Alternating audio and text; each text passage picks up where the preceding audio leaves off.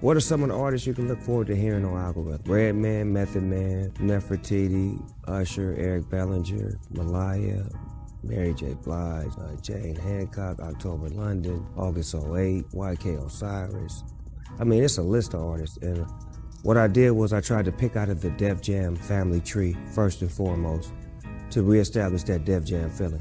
Because I'm now in the Def Jam building, so it's a must for me to reestablish that feeling and that sound that once, dictated the industry. Some of the producers I worked with on this record, Battle Cat, Rick Rock, High Tech, Knots, 1500, Terrace Martin, Superfly, Blast. What I was going for sound-wise was a sound that was unique and that felt good to me, and not have a sound that was so, right now. Because it seems like right now everybody's making music that fits in a certain right now zone as opposed to thinking outside of the box. So we wanted to make music that was statement music and that felt good 20 years from now. That's what went into the thought of me using these producers and their thought as far as making the production for this project. What song on the album am I most excited for the fans to hear? Shit, all of them motherfuckers, because they all bang. It's a different song, it's a different style for, everybody in the house and everybody in the world. There's beautiful R&B singers that are female and male. There are some hard rappers on there. There are some legends that you haven't heard in a minute. And then there's a lot of new talent and new voices that feel good to you. So it's kind of hard to try to single out one song when I have my heart and soul on everybody's project. I mean, everybody's song on this project. So it's kind of like kids. You can't say I love one kid more than the other without all of the kids being mad. Recently, I was announced as an executive at Def Jam, and I know a lot of people want to know what does that role consist of and what am I supposed to do. It was mainly a consultant role, to consult and to give advice and information. And then if I seen some talent that I wanted to sign, I signed it. Then if I wanted to work with some artists at Def Jam and help them creatively, marketing, branding, musically, whatever I could help, give my expertise. But then it turned into an experience of, I want to make music again, and I want to put artists in the game, and I want to get my feet back wet, because I felt like this was a calling for me to be inside of a building that's so prestigiously known for great music, and I just wanted to add on to it. I just wanted to continue that legacy, so that's what my role is. My role is to get Def Jam back popping again by any means necessary. Considering that Def Jam has a 50th, you said 50th? Hip-hop's 50th. I'm sorry. I'm like, damn, Def Jam that old? You're right. Let me restate. I'm like, I bought the first album. I was only like 15 to 16. Did they make another album I ain't know about? What's happening? Because your journey has been great to see. I think one of the things that as I said, that first got me to think I need to seek you out was seeing all these other, people from Teddy to Brian to Badacat all singing your praises. This is about a year ago when no one had known about you. And all of a sudden, well, it's not all of a sudden, because you've been doing a lot of stuff, not resting on your laurels, releasing your own stuff, doing your own videos and stuff, and still writing and keeping yourself busy. And so people might think, well, where's she coming from all of a sudden? But what's the journey been like this past year? Man, I've been learning a lot. I've been learning a lot about how to navigate my way through like the business side of everything. Because I had my first like worldwide release with a major label. And so I'm just seeing how stuff goes, getting used to industry language and all that. Yeah. Now, for those who don't know, so you've collaborated with Tim Kelly, who of the fame Tim and Bob. Tim and Bob did Boyz II Men, 112, Bobby Valentino, and a host of others. So among others. But if you say Bobby Valentino, the producers, then that's probably their more famous sort of collabs and stuff.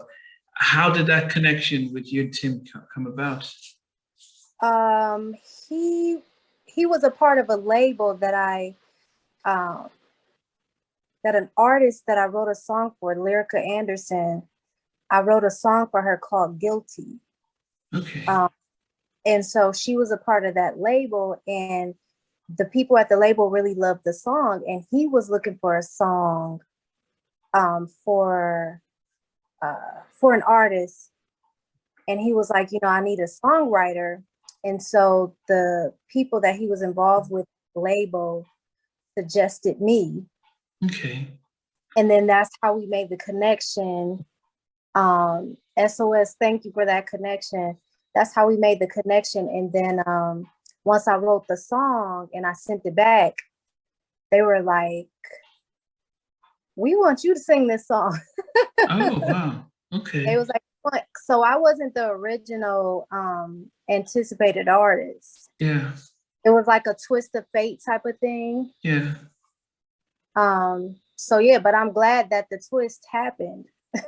Yeah, but then did he have a position to offer you, or what was the a way of releasing the track at the time? So we just did a single deal type of thing. So it was just like, they're going to exploit the record, they're going to license it, and push it, and I'll be the artist and the songwriter. He's the producer. Stuff like that. And is this the one you have that's out now with Fat Joe? Yeah. Okay. That was a twist of fate too, because I don't think they knew that I had a relationship with Joey already. So that worked out well too. Yeah. So so what confused a lot of us is that while this was happening, we saw, you feature on a track that Snoop was digging in the studio, and he says, man, one of his favorite tracks. But then he puts a Def Jam jacket on you. So it seems quite strange that you have two different people pushing you at the same time. What's happened with the Snoop project? So Snoop's project is coming out. That was also like a licensing thing. But Snoop just let me know, hey, I want to help you in any way that I can. I want to be there for you. However way you decide to do it, because I've stressed this a lot that, my ownership is important to me, and so, like I had a chat with Mr. Talkbox. And I let know, all of these labels like my product. So don't consider me like, the typical artist that's coming, hey, can I sign? Can I be over here? Can I be with you guys? I'm my own umbrella type of thing. And then these people are coming in and saying, hey, we like this record. Can we push this? Okay.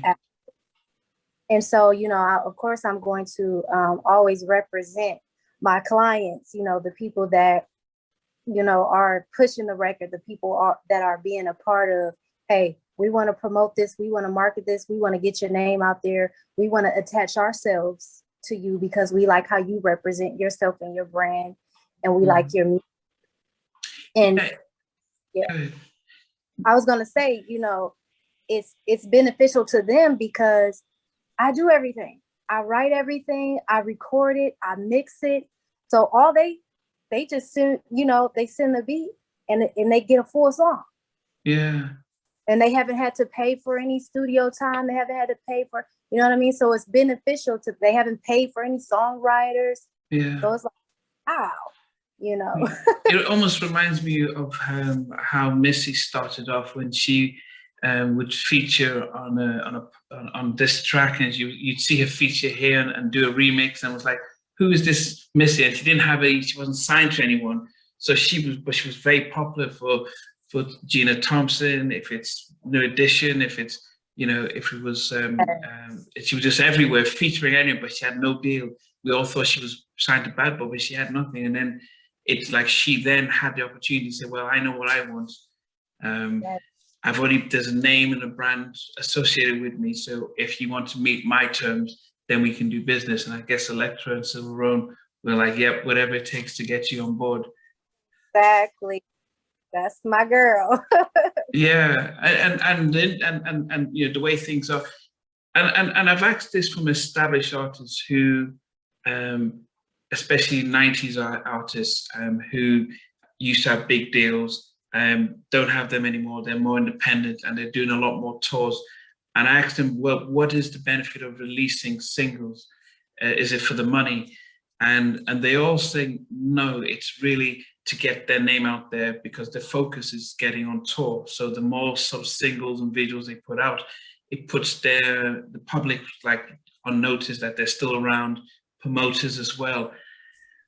But for your side, being an upcoming artist, what is the releasing singles when you were doing it by yourself? You had Busted, you the names are escaping me now, but when you're releasing your own tracks, what was it for? Was it like, okay, the money comes in, I can use that to, I needed the money, or was it a way of just trying to get your name out there?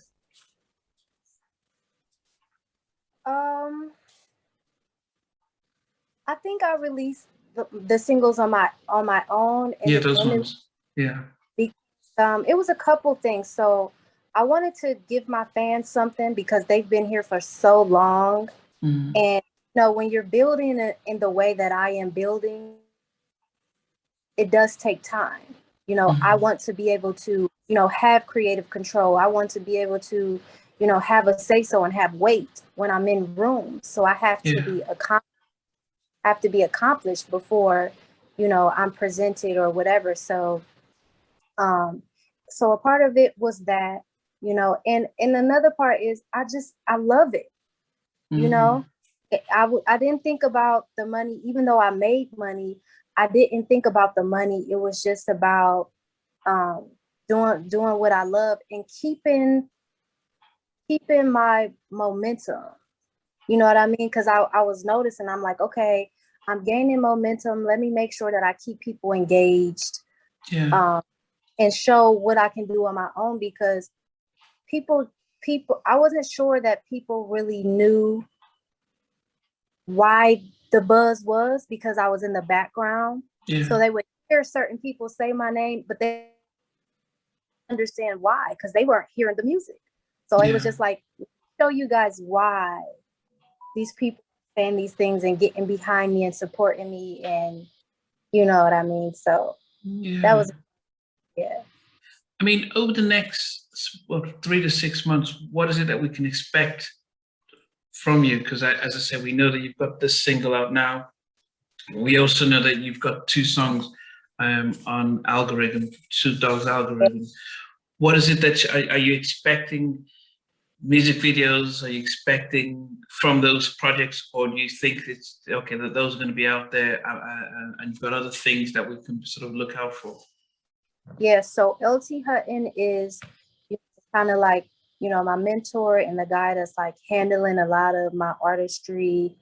And he has a beautiful idea as far as marketing my album with him. We have a whole album together. Okay, outside of the singles you have with both Tim and Algorithm.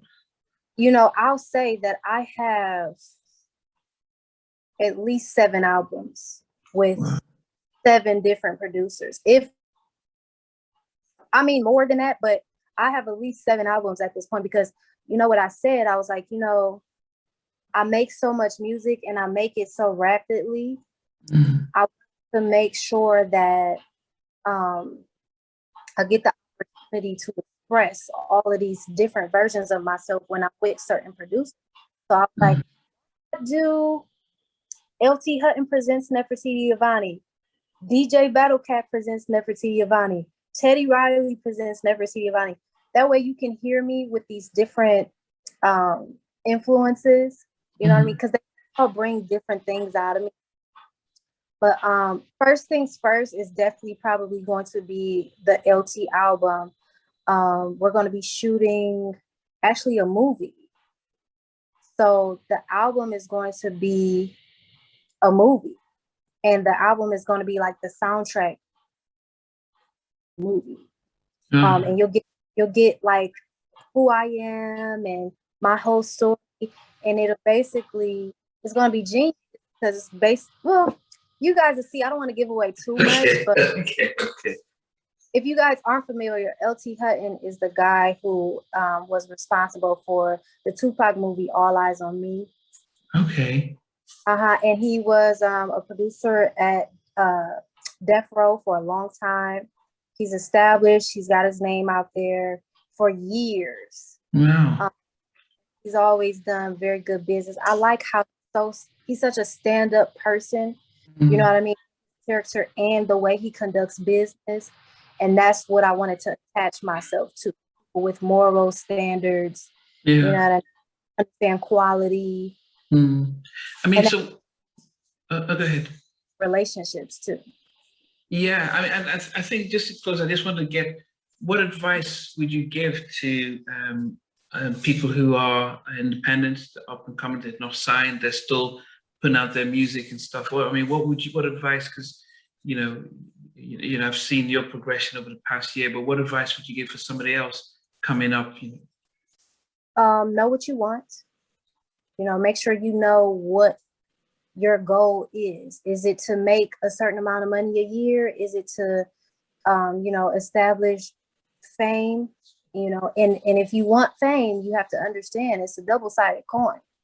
You know, you are sacrificing your privacy, your ways of moving around, things like that. So know what you want. Attach yourself to people who represent how you are. You know, people that remind you of yourself. Get involved with people that have accomplished the things that you want to accomplish. And learn as you get with other people that do what you do, so that you can know how to do it properly, so that you can know how to send invoices, and you can know how to register your music properly. You can know how to, keep control of your masters or license your own music if that's what you want to do. Just know what you want to do and attach yourself to people who have already been successful in doing that, and be of service, because you're going to need help. And the only way people are going to help you is if you can help them, if you are bringing value to them. So don't be hitting up, produce, hey, can you help me with my career and all kind of stuff like that. Instead, say, hey, I'm a songwriter. Is there any way that I can assist something that you're doing? Hey, I have this and that and the third. Is there any way that I can help you? Is there any way I can provide something to you? Like that. Don't just come with your hand out, because that's going to get ignored. 9 times out of 10, that's going to get ignored. So yeah, that's my advice. Oh, and the last thing is, the game is changing, times is changing. Be creative on what you can sell. Because music is not physical anymore, think of brands that reflect you. If you like candles, if you like freaking tech, computers, and you like microphones and speakers, start thinking in terms of that. What is something that I can attach my brand to and sell? Because music is not physical anymore. We're going into the multiverse. Think ahead, because if you want to make some money and you don't want to be in huge amounts of debt and owe people, all that kind of stuff, you gotta be thinking ahead and thinking smart. Yeah, I mean, it's really good to hear, because as I said, the days of going into Best Buy and Target and getting all the CDs. I mean, even if someone gave me a CD now, I wouldn't even know how to play a CD. I don't have anything to play a CD in my house, not on my computer, so I wouldn't know what to do with it. And I did put a poll yesterday to ask the community, I mean, how do you guys listen and consume music? And 56% said YouTube. Then about 30% says streaming services. Less people, about 5% going in to buy a physical copy. So you can see most people see the visuals on YouTube or listen to it on YouTube more than they do streaming services.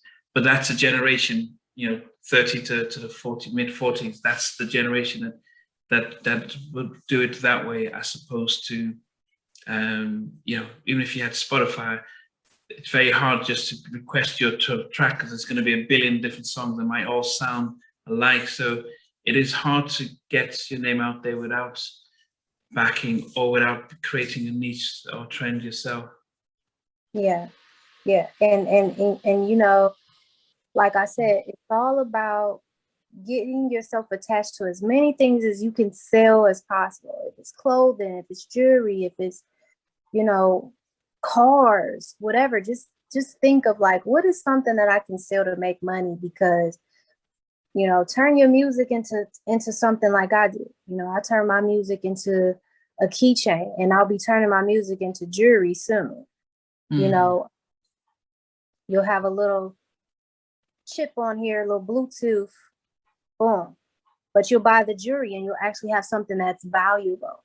Okay. Gold, and it'll have the music on there. You know what I mean? Think about stuff like that. My t-shirt, it has the QR code on it. So when you buy the shirt, you can scan the QR code and get the album for free. Oh, goodness. See? Okay. You see? Wow. So even though you've got something with SRS Records and you also have stuff with Def Jam, you're still not sitting on your laurels. You're still not waiting for that to. No. We're not sitting around. We keeping it moving, And I don't desire a record deal. You know what I mean? If I'm going to do an album, I'll probably do like a 1 album type of thing, but I'm too vast of a person. I write my own music. I produce, I do all this stuff, and I have all of these ideas. I'm too vast to just sit in a record deal. I do so many other things. I love health.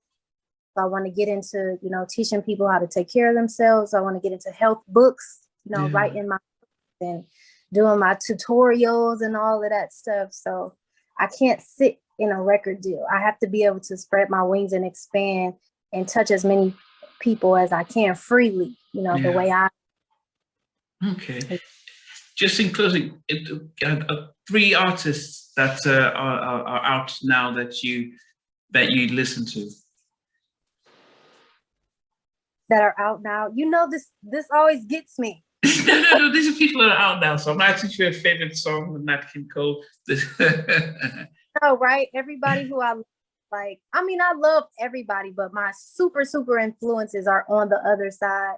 Nat King Cole, Michael Jackson, Prince, Aaliyah, of course. Yeah. But people that are here, there's an artist named Jane Handcock. And my thing is, I just love, it's not so much, like her sound is amazing. She's wonderful, but it's her spirit. You know what I mean? She's on Def Jam West with me. I love her. Somebody else that's here. I love SZA. I love how she does her melodies. And then there's an artist named Tim's.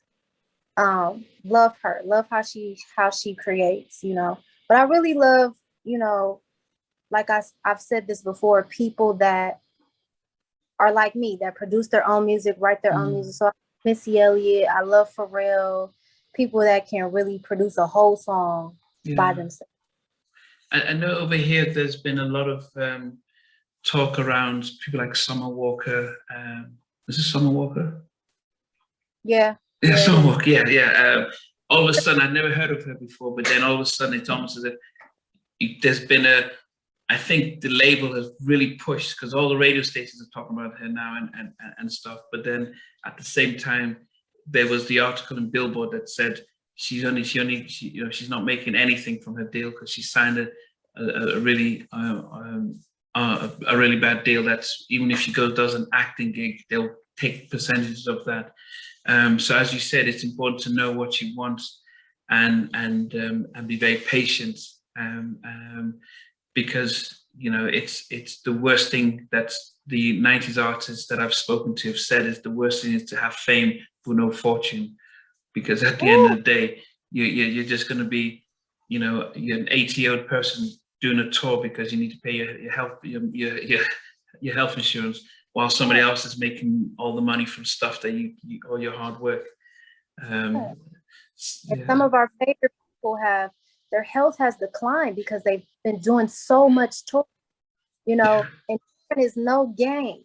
You know, when you get from the stage and you can't sleep, so now you're taking stuff to help you. I haven't done this, but I've heard Michael Jackson say he was taking things to sleep because all the adrenaline and stuff. And you got to get back up. You're not eating right, you know, and that does stress your organs. It stresses your heart. It stresses your kidney. So we have to be creative in the ways that make money for ourselves as artists. You know? And we have to make sure that, hey, the old way, we've seen how that worked out for our people that love. Lady Gaga got injured on tour. You know, I'm sure Beyonce doesn't share a lot with us, but I'm sure she has some battle scars from being on tour like that so much. You know what I mean? And now we go into the multiverse. So my plan is to be able to do tour and I'm not physically present. Put me a hologram. ABBA doing that right now. So that seems to be, it seems to be the case where, anyway, we're doing all virtual stuff, but anyway, when you do come up with you're about to prepare visuals for your next project, we'll be sure to spend more time and really explore that and stuff. But right now, as I said, we've got your single with Tim, and then we've also got Algorithm on Friday to look forward to, and I'll be sure to make sure that we all get that and feedback on that. Thanks for watching. Please remember to subscribe to the channel, but most importantly to press the notification bell so that you can be notified when we do have a new interview. Loads to come, but thanks a lot for watching.